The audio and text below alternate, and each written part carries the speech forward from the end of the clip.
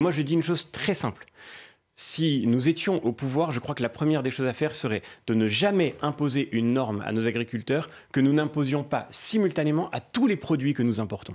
Oui, c'est un peu la révolution qui est en et là, train on de se s'opérer. mettrait. Mais non, pour l'instant, pas tellement.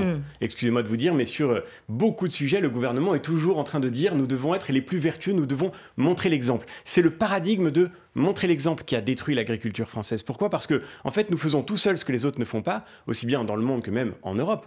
Vous parliez du glyphosate. Mais si nous sommes les seuls à interdire le glyphosate aux agriculteurs français, en réalité, dans les autres pays européens, ce glyphosate n'est pas interdit. Personne ne prendra jamais une décision globale comme vous le souhaitez, comme vous Bien sûr que si. D'ailleurs, il y a beaucoup de décisions globales qui sont prises au plan européen. Il y a beaucoup de normes communes. Ça s'appelle la réciprocité, en fait. C'est tout l'intérêt. Avec les pays du Mercosur dont vous parliez tout à l'heure, ah non, je mais vois pas c'est tout à comment fait on va différent. réussir à se mettre d'accord. Il y a le marché européen qui doit avoir sa cohérence.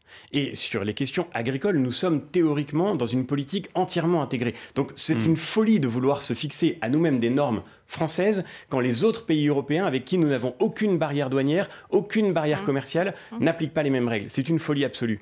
Et ensuite, il faut protéger le marché européen. Et ça, c'est ce qu'on a commencé à faire. La question de la taxe carbone à l'entrée du marché unique que nous avions promise pendant la campagne européenne, elle a été adoptée, elle va être mise en application. Ça, c'est déjà un premier signe que nous sommes capables de faire évoluer les règles du marché unique. Mais je crois qu'encore une fois, le principe fondamental devrait être de sortir de cette logique selon laquelle il faut être les plus vertueux, mais il faut d'abord commencer par appliquer les mêmes règles à ce que nous produisons et à ce que nous importons. Et puis deuxièmement, il faut faire en sorte que ce marché européen, qui peut être un levier exceptionnel pour ça, soit celui qui va entraîner les autres pays du monde dans la décarbonation.